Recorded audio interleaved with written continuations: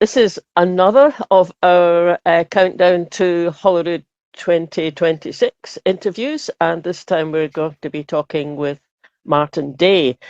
We first met Martyn in Linlithgow, didn't we? It maybe was a couple of years back. Yes, it was a Believe in Scotland Day of Action in Linlithgow Town Centre. I think we interviewed him actually at the time. We did. We did a wee chat with him, didn't he? He was very amenable to that, and fortunately he still is, although he's really busy just now. So he's standing as the SNP candidate in Falkirk East and Linlithgow. And we are really pleased that he took the time to speak to us, because he'd come in from a whole day's door knocking, and it was 8:30 at night when we interviewed him. So he was probably completely knackered, but he didn't show at all. He was perfect. No, it was really a good conversation. So let's go over and speak to Martyn. Hello, welcome back to Scottish Independence Podcasts, and welcome to our guest, Martyn Day, who is the SNP candidate for, now you tell us who you're standing for. This is the first test to see how punch drunk I am. I am standing for the Scottish Parliament constituency of Falkirk East and Linlithgow. And I am sure at some stage in the campaign I am going to get that the wrong way round, because I did 9 years as the MP for Linlithgow and East Falkirk. Exactly the same words in the opposite order. It's about to slip off. Although thankfully when you're writing emails back to people, I'm typing the name of the constituency at the bottom, because I'm conscious that a lot of folk are writing to regional candidates as well as constituency ones. So I think I'm training myself to get the correct constituency. Well, at least it's the right words, and if not in the right order. Well, that's right. I figured if I do get it wrong, most folk won't even notice. So how is it going back and canvassing when you've already been there as the MP? Of course, is it different? Yeah, well, the boundaries are slightly different as well, obviously. My old seat straddled more of the West Lothian part, so I only have Linlithgow out of West Lothian, and there's a couple of bits in the Falkirk side that I didn't have. So 75% of the seat is familiar to me, and I'm familiar to a lot of them. So, there's a lot of doors where you knock and they can address you by name. So that's a positive sign. Doesn't always mean they're supporting us, but they know who we are, and that I think gives an advantage in this kind of contest.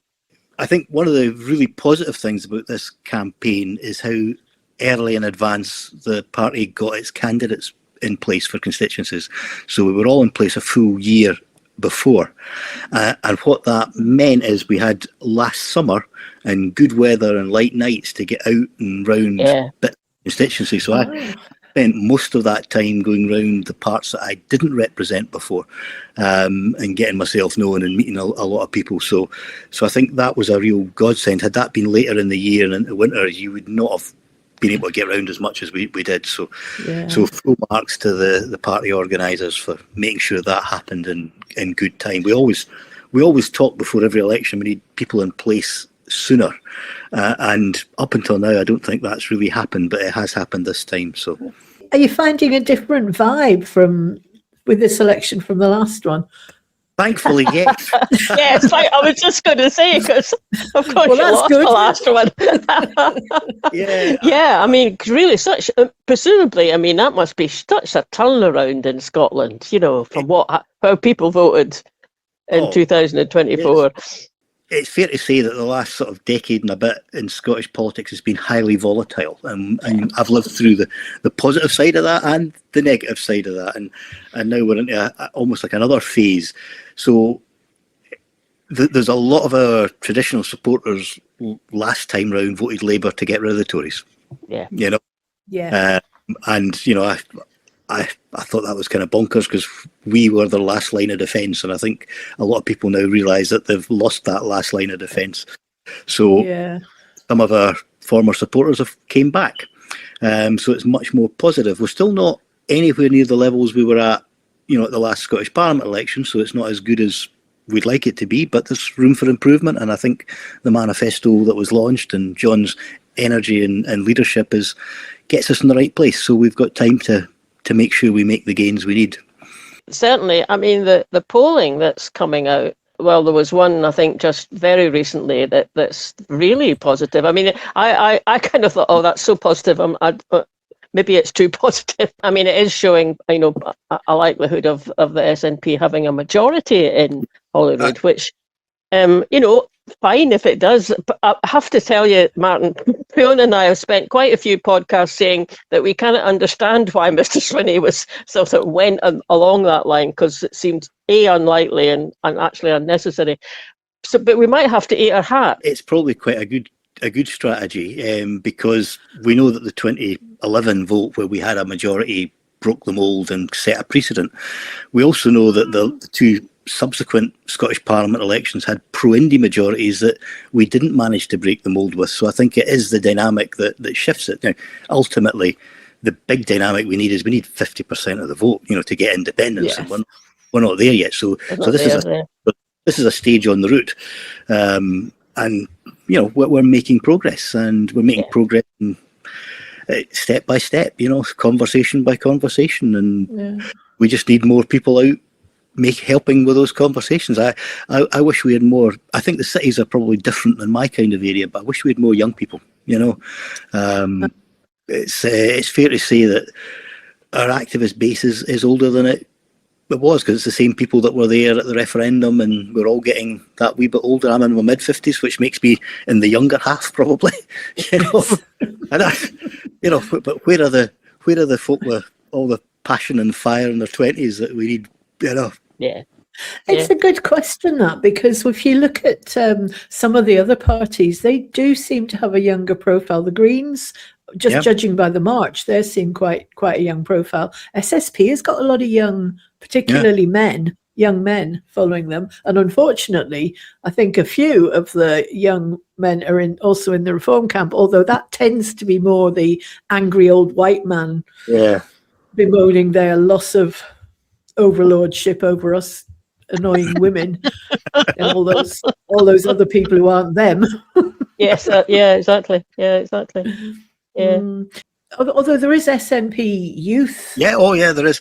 I think some of it is to do with the nature of our sort of communities that are a bit more disparate. Because I think back to when I did join the SNP as a teenager, and I would, for years I was one of the youngest, if not the youngest member of our branch, when probably I was the youngest member for about 10 years, so it's not a new phenomenon. I don't know what we do. Cities, they've got the universities, colleges, there's a sort of critical mass of people that can get together. But if you're out in, a mix of rural towns and villages, then there's probably not enough people in your little community to have that critical mass. And then if public transport's not there, or folk don't have their own cars, they can't, even link up 10 mile down the road, which the cities have a very different dynamic. So, Also, just, that generation of, 18 to 25-year-olds, 30-year-olds, they get their information in different places from, from probably the three of us, although actually I get quite a lot now from social media because I'm looking for it. You get yours from TikTok. I know, I get mine from TikTok. But, that does make a difference, doesn't it? Because it's like it's in your hand all the time. You don't have to go to a meeting. You're just going to work, you're on the bus, you can do it that way. So, I mean, hopefully they are kind of taking in information, but certainly not doing it in the way that we used to. I think they are. I mean, I've had some very detailed conversations with some of the younger voters on the doorstep, so they certainly are aware, and if they've, and they know the questions they want to ask if they have a question. So I don't think we're behind in terms of that, but yeah, they do get it in different places, and I don't know if we're always reaching them maybe in the places that they're getting it. They're the ones who are predominantly in favour of independence. I mean, poll after poll shows that, doesn't it? Yeah. And I think we can overplay the idea that other parties have got massive resources on the doorsteps, because I don't think they do. I certainly haven't seen any. And what they do have is a lot more money, a lot of it coming up from down south, which is something that Marlene and I, we've been doing a 2-woman campaign against this. So one of the areas that is part of Falkirk East and Linlithgow is Grangemouth. So that's, of course, been in the news so much. What are you picking up over there? I mean, what are people saying? And is that going to be something that, is going to help your campaign?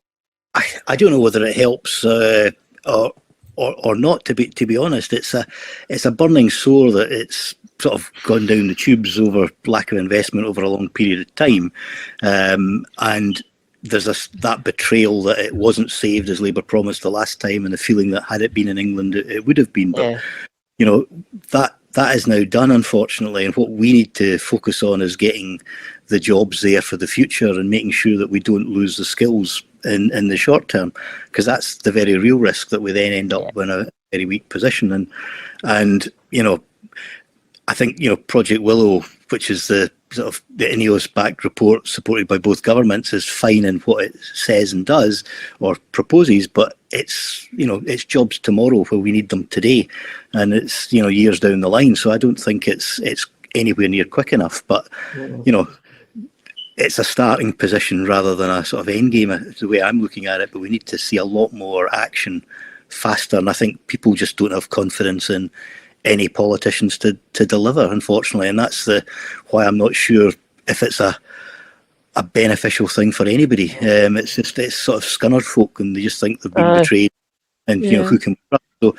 So we've got to rebuild that trust. So that's if we can do that, and if we can get jobs in there faster, then it's probably a vote winner for 5 years' time. But now we've got to convince folk that we're on their side, and we are on their side, but we've got to convince them of that and show them results, and that will be the proof of the pudding.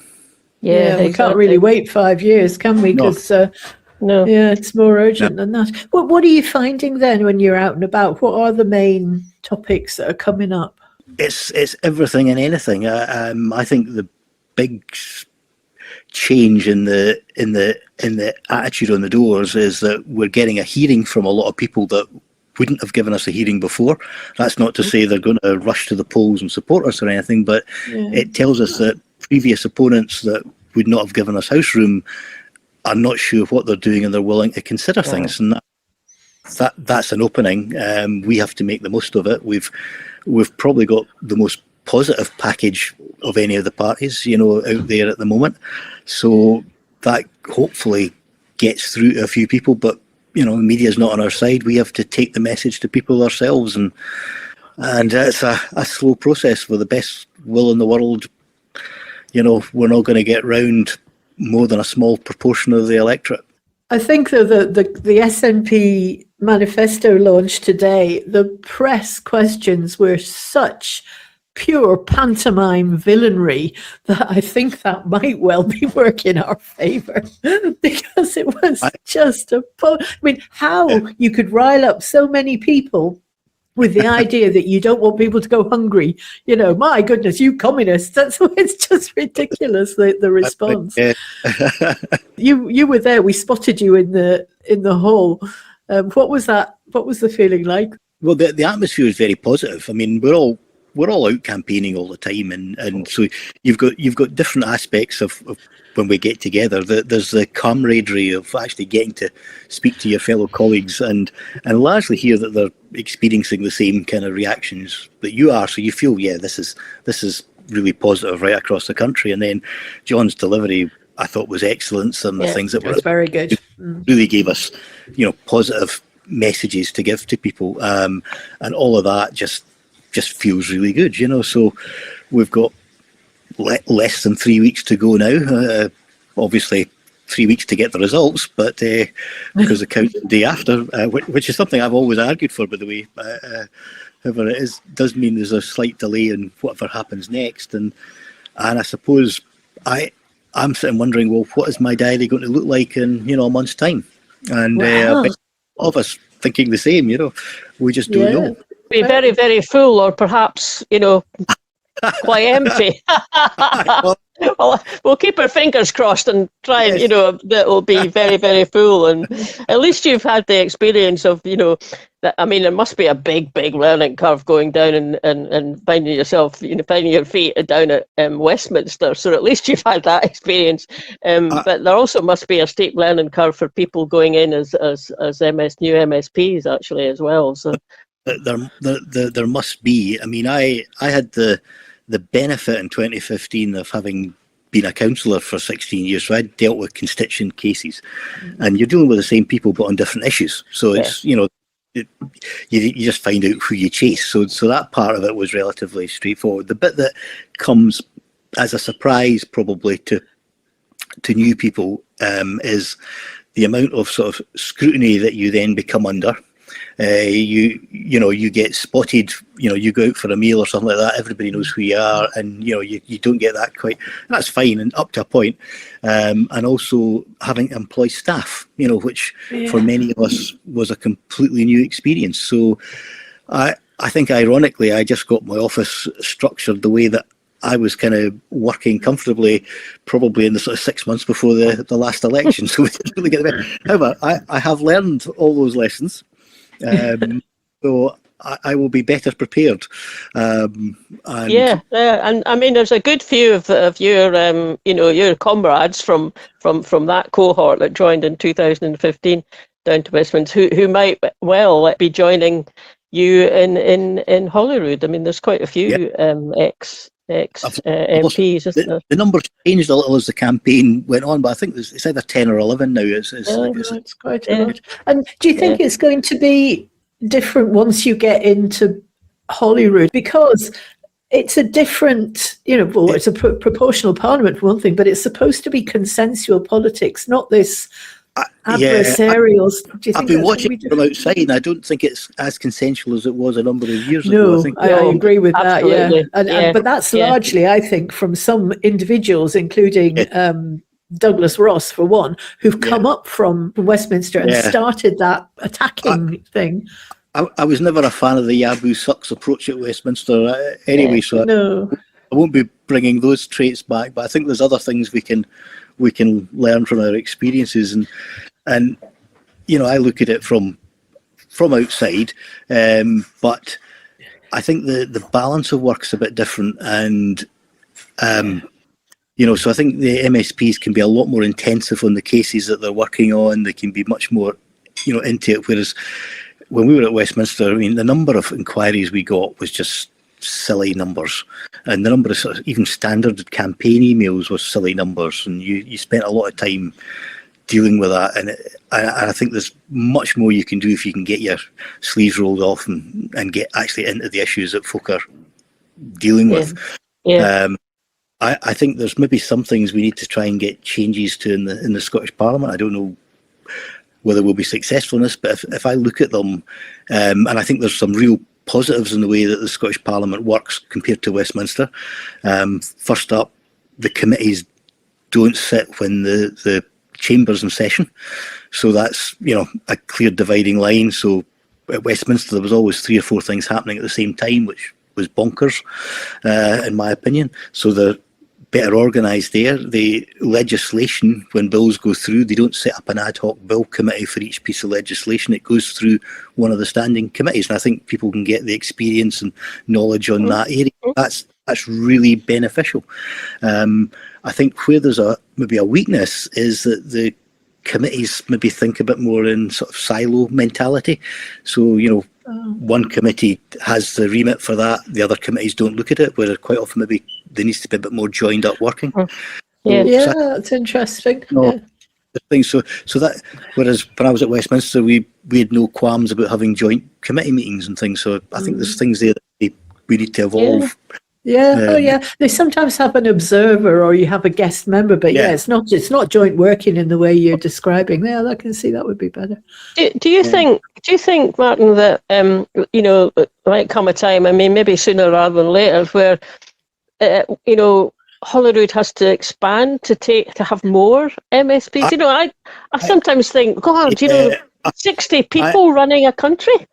I've thought that for some time, and it's not probably fashionable in the public eye to say we should have more politicians, but I think we probably should have. Holyrood's powers have expanded since 1999 when it was set up. There's limited numbers of people for backbench positions and committees when you take out the government side. So there's probably a role for more MSPs.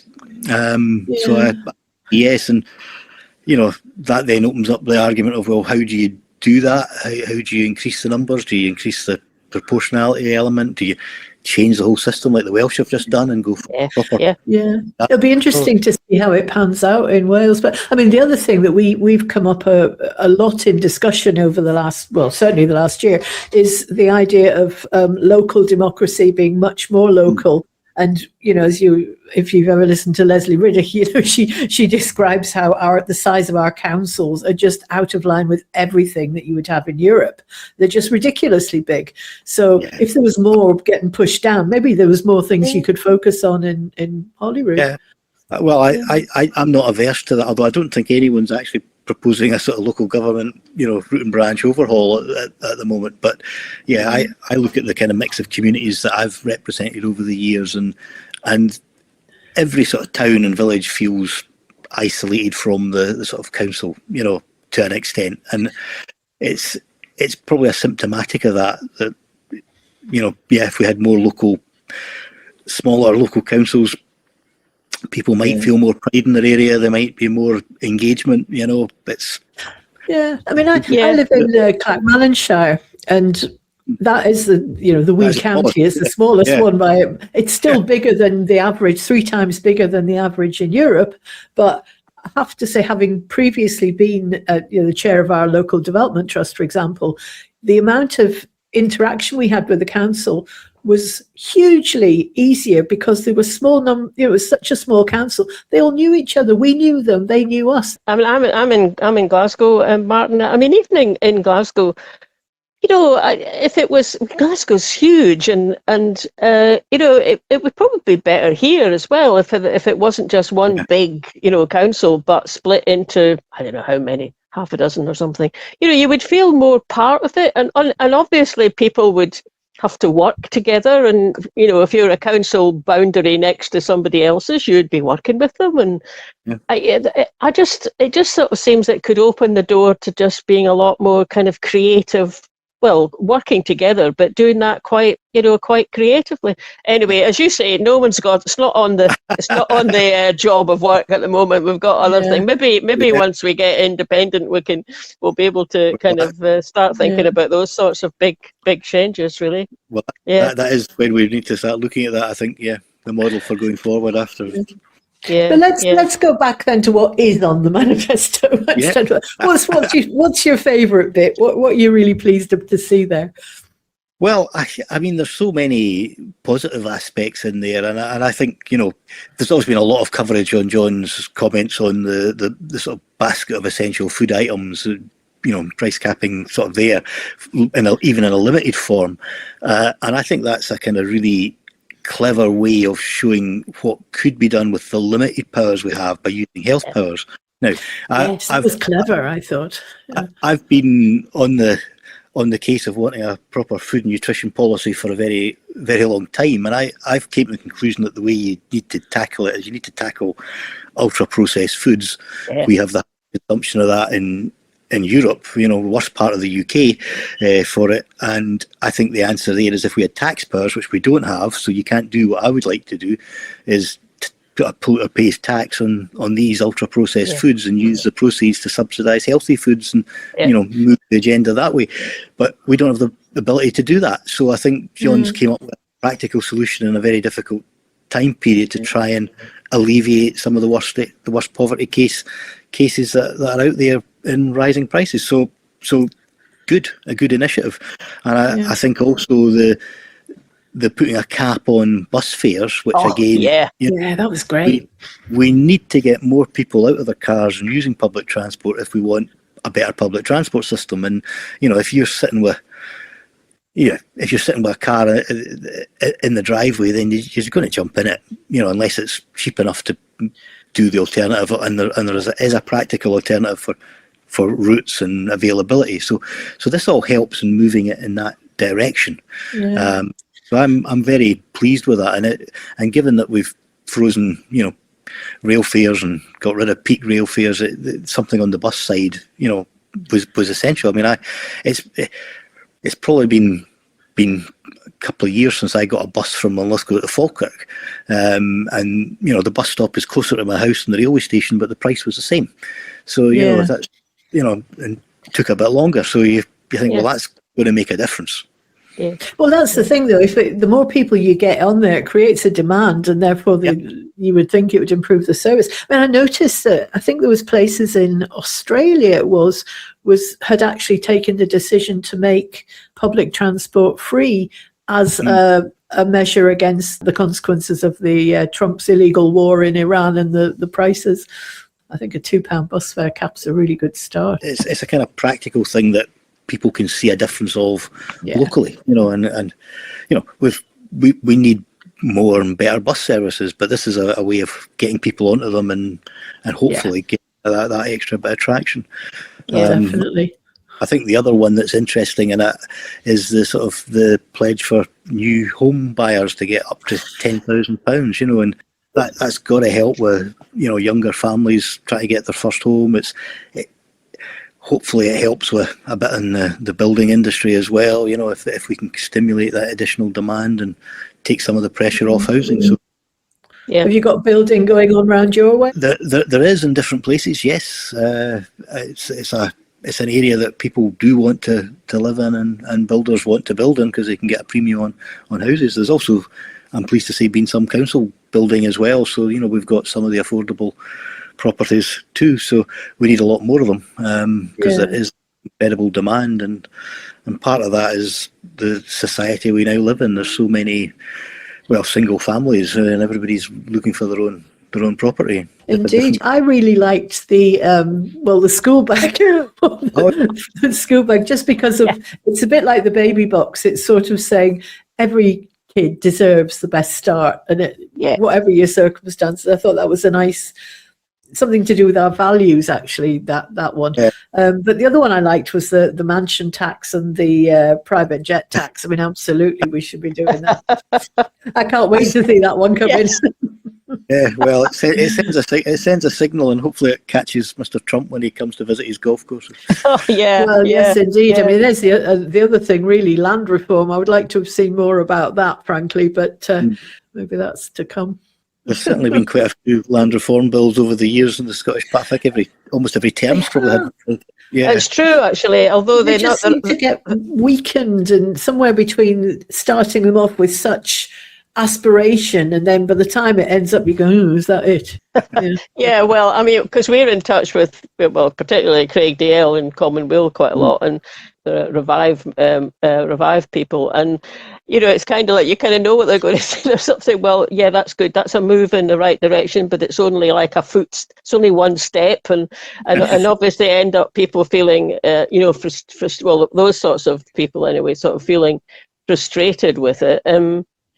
And I guess also there's just the thing about the lobbying that goes on at Holyrood. Well, of course, there's so much lobbying goes on down at Westminster as well. I mean, probably even more so. But there is lobbying that goes on in Westminster. And obviously, if it's land reform, these big estates, have got quite a weight behind them. But I suppose you just gradually do it, gradually bit by bit, and end up somewhere a bit better than having half the country owned by, 420 people, something like that. Yeah. Well, you've touched on one of the other positives of the Scottish Parliament is the lobbying procedures and rules, because they do keep a much better track of things than Westminster. Yes. So, and I think that transparency is to be welcomed. It's good. Well, it's good to see, but you can still look at it and think, well, how come they've got that access? We're never happy. If we roll ourselves forward to imagine that there's an SNP majority, let's go for the big one. What do you expect to be the next thing that happens to progress independence sort of on the 8th of May? What's going to happen? Let's give them a day off. The 9th, have the 9th then. Well, we've probably got a couple of weeks, because we don't. The only date I know to keep free at the moment is in event of being successful, which we hope we will be. The 14th, the week after the election day, is the swearing in. The election of the presiding officers and the deputies. I have no idea what comes after that procedures. However, I think John's been pretty clear that he wants a referendum in 2028, and I think that is the correct timescale to be arguing for one. So I will be there supporting whatever calls he makes, and we just have to ramp up the public demand for it, and it's a democratic demand, whether people agree or disagree with the concept of independence. We should have the right to decide at any point that we choose. Totally. If we are a voluntary union, so and we need to exercise that right before the UK goes full on Farage and potentially in 2029. That is a frightening potential prospect. So if we're lucky, that prospect might never come to pass, but looking at the polls just now, it's a real risk, and we need to make sure we've pressed that button, I think, before we get to that stage. So you're likely to have some reform MSPs because of the proportional system, which will keep them in check, so it's not in a terrible thing. Do you have any thoughts on how are you going to handle them? Well, I'm a big fan of history, and I read all sorts of history. But there was a Bedouin freedom fighter that fought the Italian fascists by the name of Omar Mukhtar. He used to be on the Libyan banknotes, which is a complete trivial piece of history. But during his fighting of the Italian fascists, and it was pretty guerrilla warfare stuff, the Italians did massacre some of his Bedouin people's villages, and some of his people wanted to fight similarly and attack the Italian homesteads, and his approach was, they are not our teachers. And I think that is a really powerful. We have to hold ourselves to a higher standard than our opponents. We don't get down to their level if it's dirty and nasty. We've got a higher position that we need to keep, and if we want to take people with us, I think that in the long run is beneficial. So I like that. Yes, that's good. Because it's a proportional system. It's a safety net in a way. There isn't that safety net in Westminster. No. If they get past that tipping point, they will sweep in. Whereas it's never going to be like that with a proportional system. But they will get seats. I mean, I was looking at that poll that came out the other day. I mean, it looked like the Greens would probably be the second biggest party, followed by Reform, and then Labour's behind that, and then I think Lib Dems and the Tories, and the odd independent maybe. But it does mean that they're constrained. I mean, if they want to do something, they're going to have to soften their demands, and they would need to be trying to be, a bit more creative in how they interacted. But somehow you can't quite imagine Reform UK being like that. I do wonder what the reaction will be when the penny drops that the Scottish Parliament has absolutely no control over immigration, which seems to be what they've got, It will be. And, I have heard it said that actually they're going to spend the next 2 years just using us as a big test bed and practice lines and see which things cut through and which things don't for when they get to the general election. But just you mentioning when you were talking about that Bedouin story, what popped into my mind was, of course, Falkirk has had its issues with the asylum hotel, and we have seen some disgraceful scenes by thugs really pretending to protect women and children, which are perfectly happy not to be protected by that kind of thug, thank you very much. But that sort of rising above it and trying to keep ourselves the kind of society we want to be welcoming, it's more important than ever, isn't it? How do you think you're going to be able to deal with that Falkirk situation? Well, I think we just have to. I mean, I've made a kind of different point of trying to get round some of our Asian and ethnic communities' businesses during the campaign. Some of the East Europeans, some of the other ones, and they're really valued members of our society, and they've all felt that extra bit of threat and pressure because of these demonstrations, and none of that's acceptable at all. So it's making sure people know that they're valued and they've got a good place in our society, and I've been very heartened by some of the reactions we've had from the different communities in the area. So most ordinary people are normal, sane, and appropriate. So it's a very small number of heed the boys, and Aye. and they're not always local, either. No. There are a small number, and they get a disproportionate amount of screen time and TV time and on the news. And I don't know. I just think at some point the BBC's going to realise they just kind of let loose something that they no doubt didn't intend, but. And they thrive on any publicity. That gets their message to more of the audience that's receptive to it. Even when it's a counter protest, they get that extra bit of coverage. And really, what we want is give them radio silence, give them no coverage whatsoever. And the protests. The good thing is the protests, the anti-them protests, are always much, much bigger and much better attended, and that's where all the decent people are. But it's just a horrible thing that has been more visible, I think, in this election that just wasn't a feature in previous ones. No, and all completely unnecessary. The Tories created such a toxic environment that they just made a problem that didn't need to exist. They removed the right for people to apply for asylum from abroad. That created an empire for criminal gangs to smuggle people in. Anyone that's here isn't allowed to work or rent whether asylum case has been processed, and then it was taking anything 18 months, some cases 2 years for cases to be heard. So absolute nonsense. That could be dealt with a stroke. Hopefully that's something that once the elections passed, maybe some of the heat will go out of that. You don't know how much of it is tied in with the sort of reform campaign. So have you got a busy weekend coming up then, or back on the doorsteps? It's full on every day.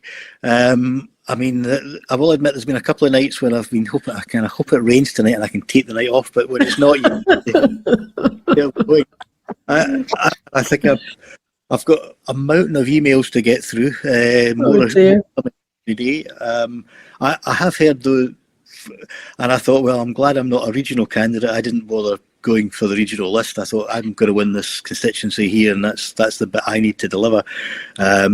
However, those that are regional and constituency candidates were telling me they were getting 2 sets of emails from the same people, because obviously the emails are going out to well, I don't know what to worry about, but then I've noticed in the last couple of days I'm getting emails from other constituencies. I've got nothing to do with my area, so maybe we're all getting stuff all the time. We're really grateful for you giving up some of your time tonight and Friday evening and everything. And anyway, but we'll let you away to have a bit of relaxing, however it is that what you relax with. Yeah, put your feet up and put your feet up. Pace yourself. There's another 3 weeks. A member of the public stopped me the other week, just to saw me going down the road, and pulled over his car and had a chat with me. And he asked me that very question. He says, "How do you stay sane and relax?" And I says, "Well, I only worry about the things I can change. I don't worry about things I can't, because there's no point." Folk music, R&B, and I read history. Although at the moment I can't read anything, I've not got the time. But I do watch videos if I get a wee spare 20 minutes or whatever, so. That's great. That's good. Well, best of luck for the rest of the campaign. Absolutely. Fingers crossed that you're successful. And thank you so much for joining us. We'll be watching keenly on that evening as the results come in. Well, that morning it'll be nearer lunchtime because of the Friday count, so. Oh, that's right. So it is. I forgot that. I was thinking maybe the constituencies would go ahead, but no, that's right. It's Friday. Early night then. On the Friday morning. So a couple of people have asked me how I will sleep. I'm thinking I'll have no problem sleeping when I hit that pillow. I'm more worried about waking up in time to get there for the start of the count. But hope you enjoyed that as much as we did. We really enjoyed talking to Martyn, and another one who would make a really good addition to Holyrood. You could just picture him there. Yeah, really interesting kind of points that he made, because of course he was the MP for that constituency. It's not a complete overlap with the Holyrood, but he was the MP, so he's had experience down in Westminster for a fair number of years. He's obviously got some good ideas about how Holyrood can maybe benefit from some of that experience. but also ways in which the way that Holyrood works is definitely better than the way Westminster works. Anyway, really a good conversation. This is the first of our double for this week. And come back on Friday when we have another SNP politician, Callum Kerr. That was in the course of a day trip that we took to Galashiels. We've got a really good bit of grassroots activity to cover there as well. So come back on Friday for Galashiels day trip. Yeah, and if you've missed any of this coverage, you'll find it on our YouTube channel. All the videos are all there, and the audio versions are all on our website. Thanks for listening, everybody. I hope you enjoyed that. If you want to make sure you're following us and subscribe to us, then you get notified every time we put something new out, so you don't miss anything. That would be great. Also, you can click the little bell if you're watching on YouTube. And sign up for our mailing list. You can do that from the website, and we always send one out at the beginning of each month to tell you what's happening. Last but not least, you can buy us a coffee on coffee.com.